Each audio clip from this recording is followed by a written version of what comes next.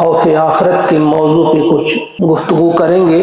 اللہ سے دعا ہے کہ وہ ہم سب کے دلوں میں آخرت کا خوف ڈال دے۔ اللہ کا ارشاد ہوتا ہے وَمَنْ خَفَّتْ مَوَازِينُهُ، اور جن کے پلڑے ہلکے ہوں گے، جن کے پلڑے ہلکے ہوں گے، فَأُولَٰئِكَ الَّذِينَ خَسِرُوا، وہی ہیں جنہوں نے اپنے آپ کو گھاٹے میں مبتلا کیا، جنہوں نے اپنے آپ کو خسارے میں ڈالا۔ فی جہنم خالدون، اور وہ ہمیشہ جہنم میں رہیں۔ تلفح وجوہہم النار، آگ ان کے چہروں کی کھال کو چاٹ جائے گی، یعنی ان کے چہرے جو ہوں گے، ان کے چہروں کی جو کھال ہوگی آگ ان کو جھلس ڈالے گی۔ وہم فیہا کالہون، اور ان کے منہ جو ہے بگڑے ہوئے ہوں، ان کے منہ بگڑے ہوئے، کیا کالہون کیا ہوتا ہے، کیسے ہوں گے وہ جہنم میں؟